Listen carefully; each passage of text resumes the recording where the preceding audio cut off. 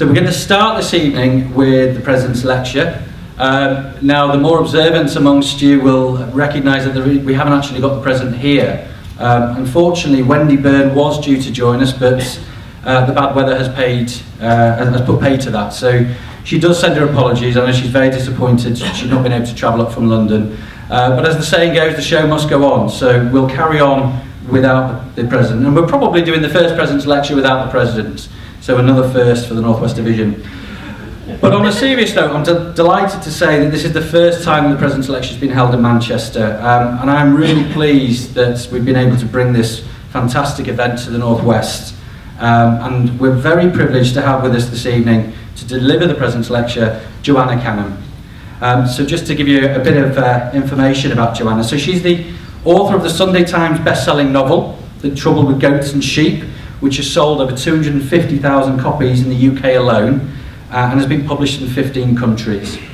The novel was longlisted for the Desmond Elliott Prize, shortlisted for the Bookseller Industry Awards 2017, and won the 2016 BAMB Reader Award. Joanna has been interviewed in The Guardian, The Observer, The Sunday Times, The Times, and the Good Housekeeping magazine, and her writing has appeared in the Sunday Telegraph, Daily Mail and The Guardian, amongst others. She's appeared on BBC Breakfast, BBC News channels Meet the Author, interviewed on BBC Radio 4 and BBC Radio 5, and is a regular at literary festivals across the country, including Edinburgh and Cheltenham. Now, interestingly, Joanna left school at 15 with one O-level and worked her way through many different jobs: barmaid, kennel maid, pizza delivery expert, before returning to school in her 30s and qualifying as a doctor. Her work as a psychiatrist and interest in people on the fringes of society continue to inspire her writing, and Joanna currently volunteers for Arts for Health, an organisation bringing creative arts to NHS staff and patients. Her second novel, Three Things About Elsie, was published in January 2018 and explores memory, friendship and old age. She lives in the Peak District with her family and her dog. In her lecture this evening, Joanna will explain how a love of narrative encouraged her to return to education in her 30s, her unusual route to becoming a doctor, and how she used creative writing as an antidote to life once she arrived on the wards. The Trouble with Goats and Sheep was inspired by the time she spent working in psychiatry and was written just for fun, mainly during her lunch breaks. She will discuss the motivation behind the story, why she felt it needed to be written, and the journey of a book written in an NHS car park, which went on to become a Sunday Times bestseller. So Joanna, it's over to you.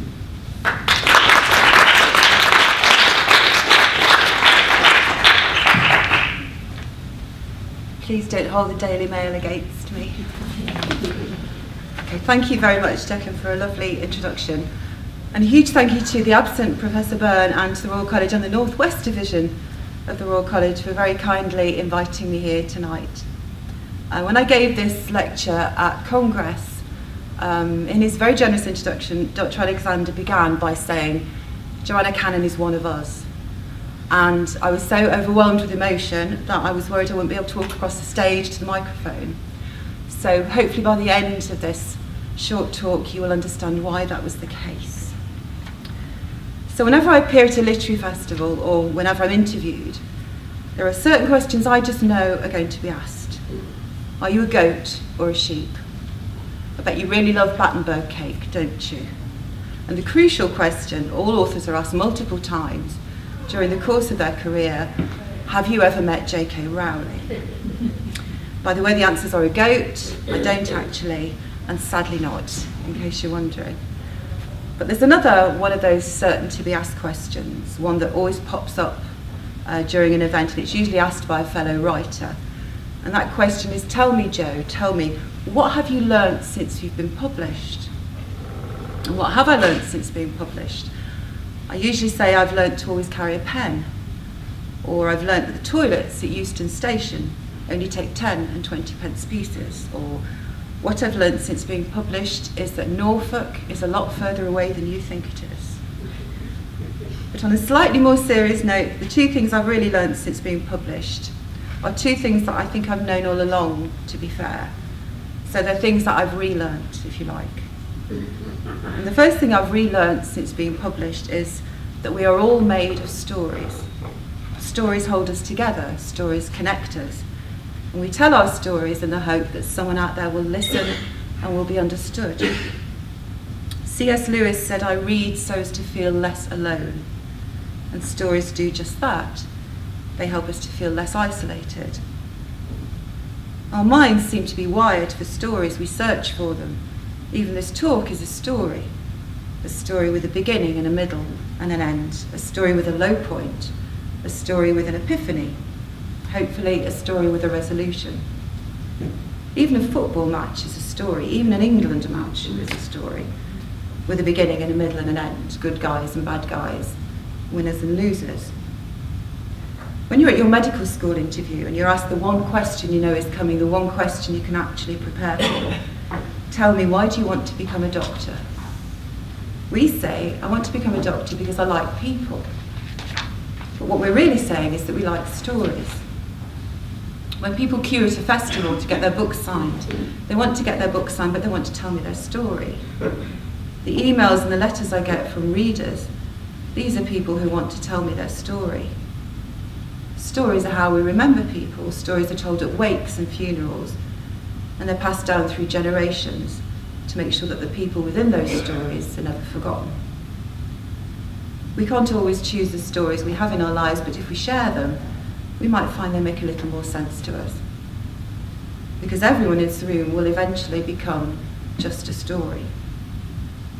So today I will spare you the summary of my books because you can find that very easily with a Google search if you're interested.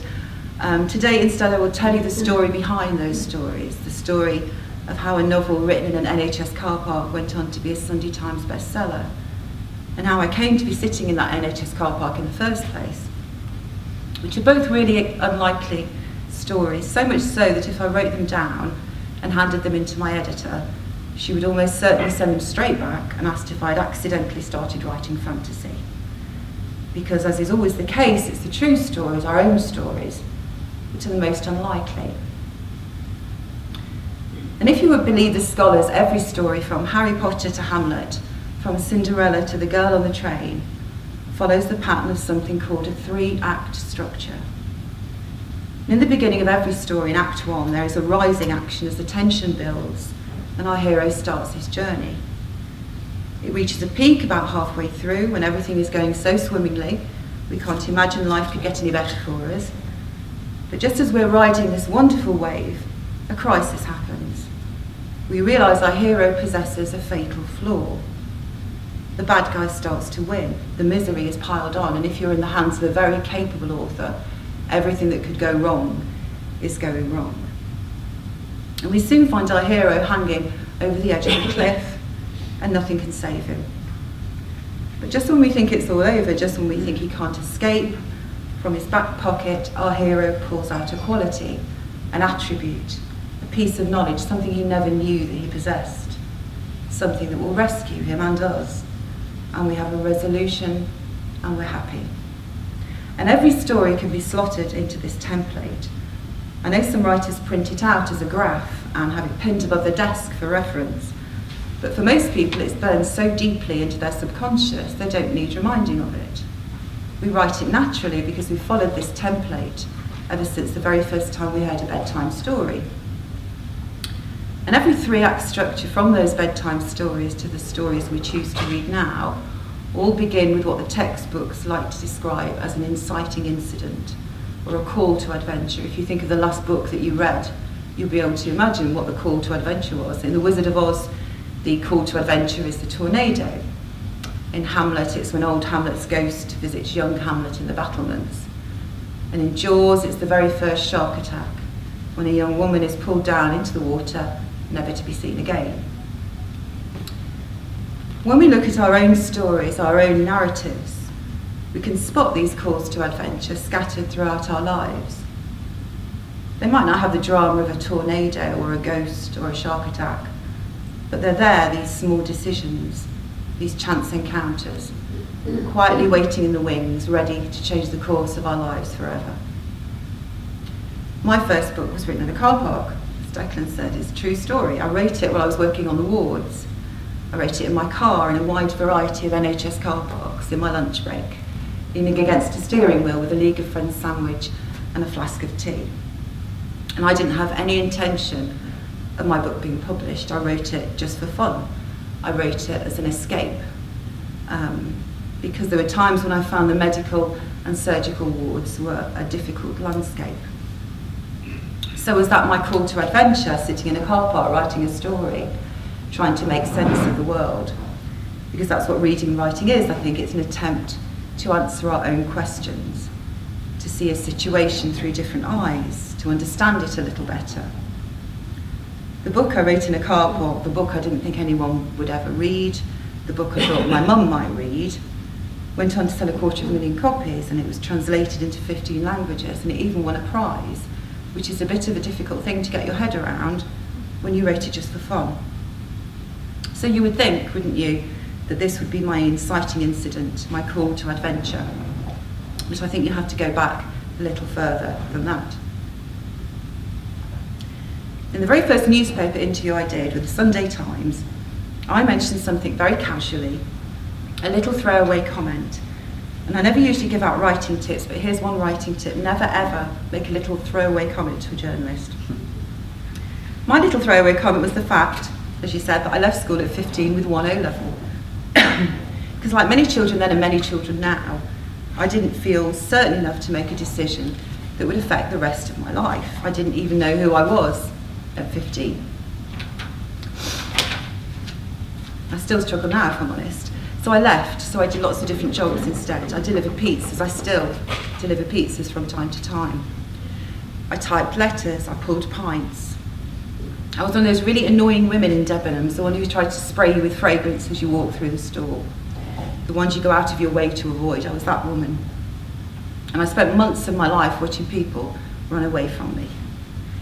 And I told this to the interviewer, and when the interview was published, it was headlined with "Doctor left school at 15 with 1 O-level." And every interview, every newspaper article, everything ever written about me since references this point. Doctor left school at 15 with 1 O-level. And my mother holds her head in her hands and says, "For the love of God, why did you ever tell them this?" But I told them because it's part of my story. But even though I left school so early, I never lost my love of learning. And over the years, I did all sorts of things to satisfy that need for knowledge. One of the things I did was a first aid course.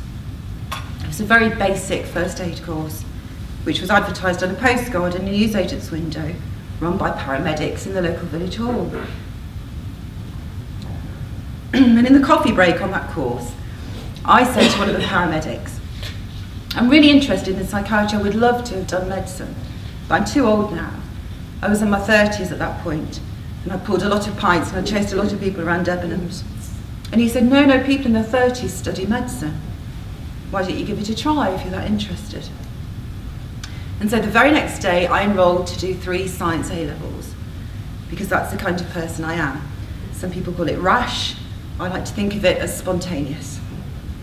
And I did my A-levels and I applied to medical school. And I went to my interview and I said, "I like people." And rather miraculously, Leicester Medical School offered me a place. And I completed my medical degree and I graduated. And we will gloss over commuting 5 hours a day for 5 years, because that was not much fun. And we will shuffle forward to just before I started my first job.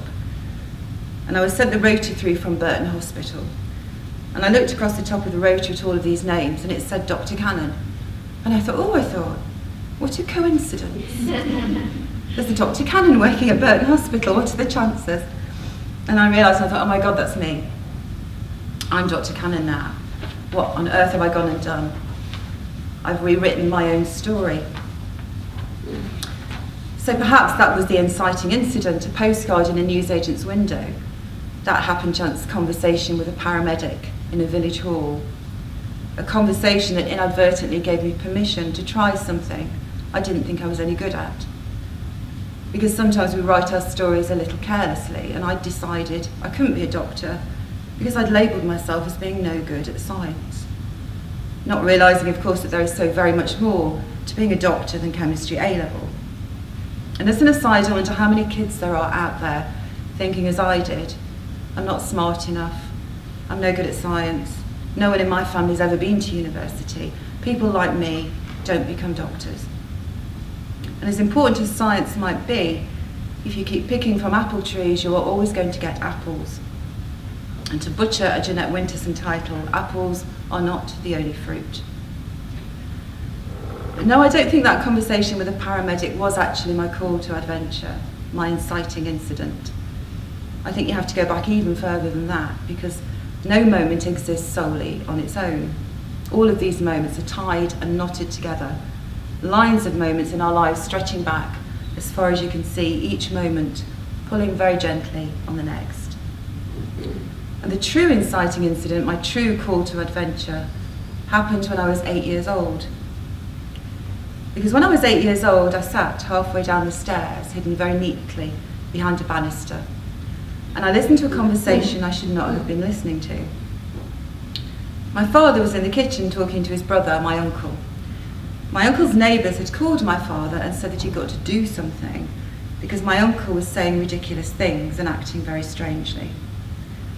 And so my father collected my uncle in the car and he brought him to our house, and they sat in the kitchen and they talked, and I sat on the stairs and I listened.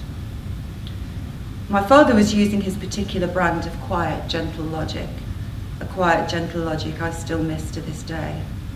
And he was trying to explain to my uncle that no one had put cameras in his house, and no, the police hadn't hidden microphones in the walls, and no one was watching him through the television. But no matter what my father said, and no matter how kindly he said it, my uncle wouldn't listen. My uncle said people were after him, that they were using code words to communicate with each other, that my father might very well be one of these people, but my uncle hadn't quite made his mind up yet. And I sat silently listening to this conversation, and I was terrified. I was terrified because I couldn't understand how my uncle's thinking had become so tangled, because I knew even at that age that what he was saying couldn't be true.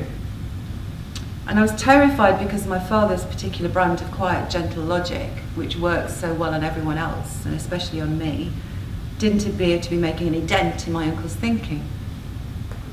But I was also in a terrified kind of way fascinated by what I was hearing. And it was years later before I really understood what was wrong with my uncle, that it had a name and it could be treated. But I knew even then, sitting on those stairs, it was something I wanted to know more about. But I didn't think I was smart enough to be a doctor, let alone work in psychiatry. And as soon as I realised the career path to the thing that interested me so much, I considered it to be a closed door. But there it was, my inciting incident. There was my call to adventure on that staircase. It just took me 25 years to answer that call. So Act 1 of my story went swimmingly, as Act 1s very often do. I went to medical school, I graduated, I did the thing that I didn't think I could do. But as we all know from our 3-act structure, our hero is about to discover a fatal flaw. And discover a fatal flaw I most definitely did.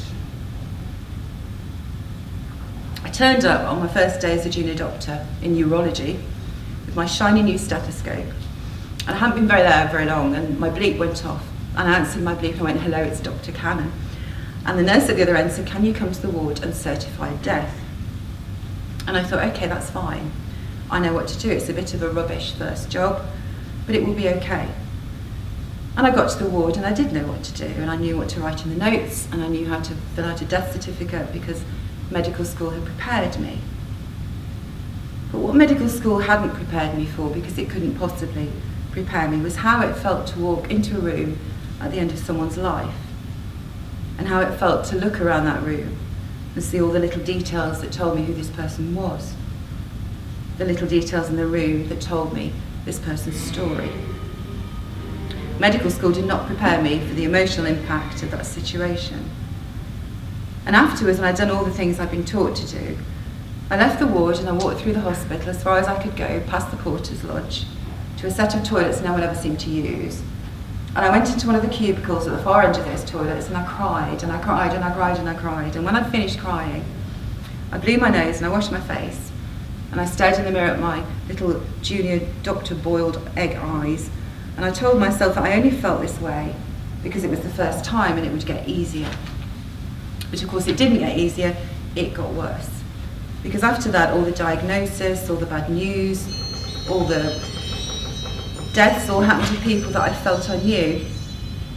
People I felt I knew because they'd shared their stories with me. I couldn't let go of the things that I'd seen, and I got nowhere to put all the misery and all the thinking. And so I carried it around with me each day. I dragged it behind me along the hospital corridors like a difficult suitcase. And I'd pull into my drive at the end of a shift and not remember how I got there. And I'd spend my weekends going over and over and over everything that had happened, and could anything have been done differently?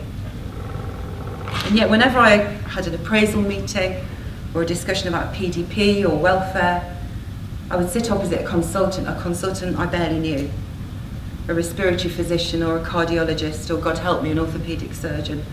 Someone I barely knew, someone who the only contact I had with was tripping over my own feet as I tried to keep up with them on a ward round.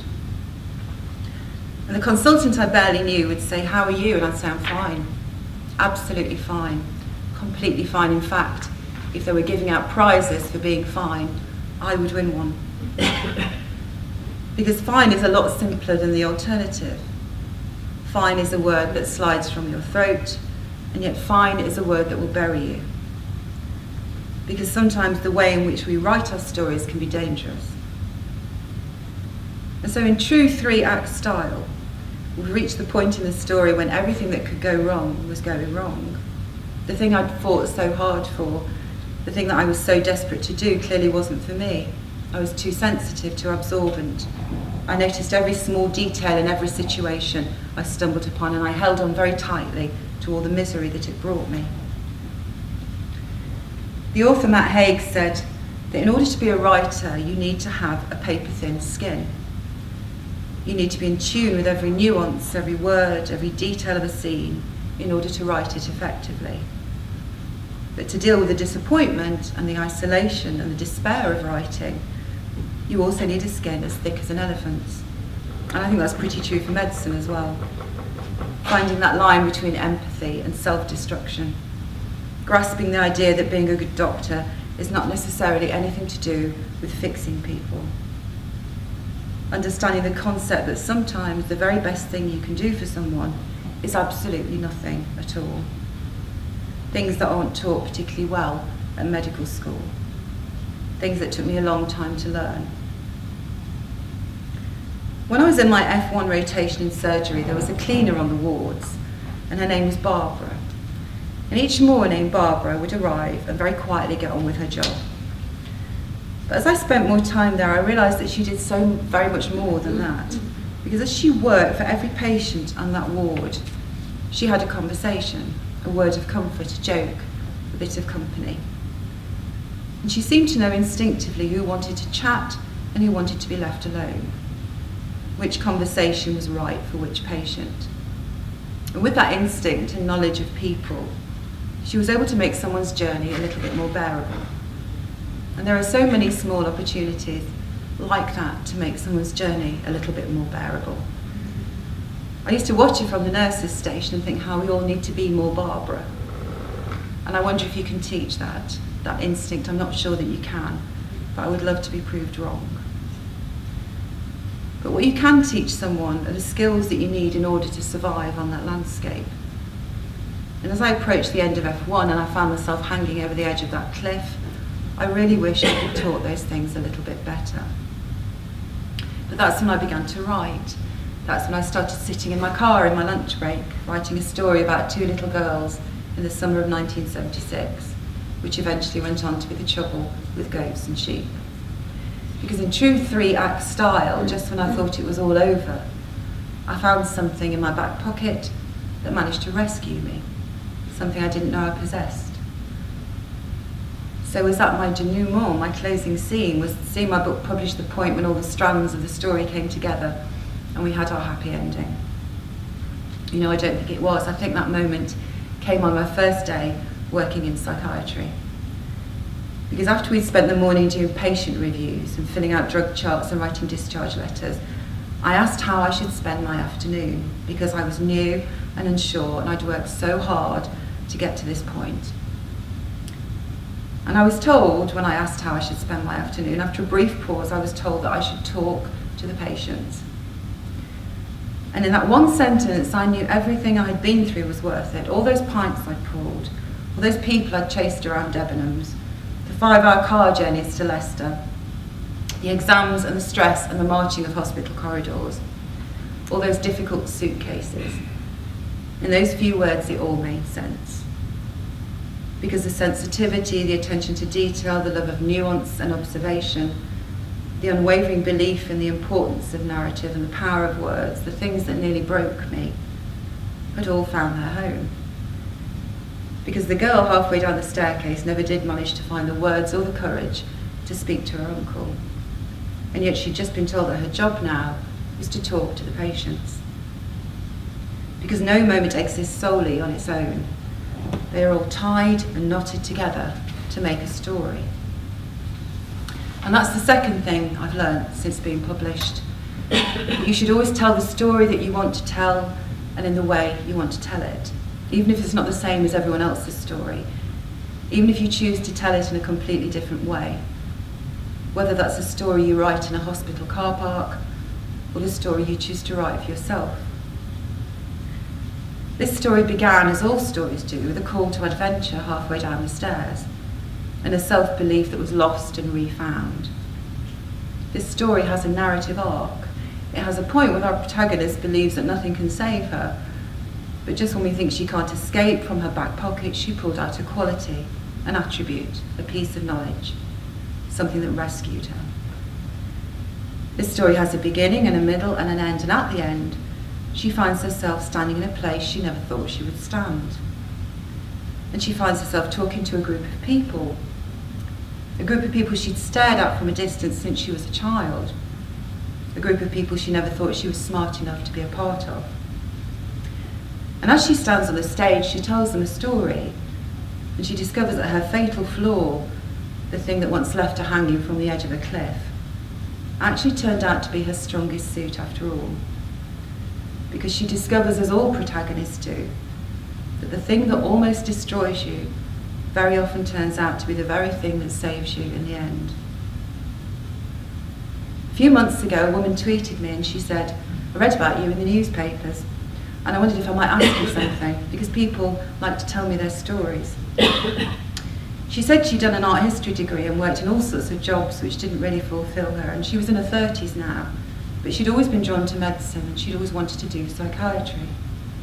Did I think she would do what I had done? And Dr. Kate Lovett saw this tweet and she tweeted the young woman back and she said, "Come and work in psychiatry. Psychiatry likes wise people. Psychiatry likes people who've done other things." Psychiatry really does. Psychiatry likes people who have done other things. Psychiatry likes people who've told the story they want to tell and in the way they want to tell it. And for that, I will always be grateful. Thank you so much.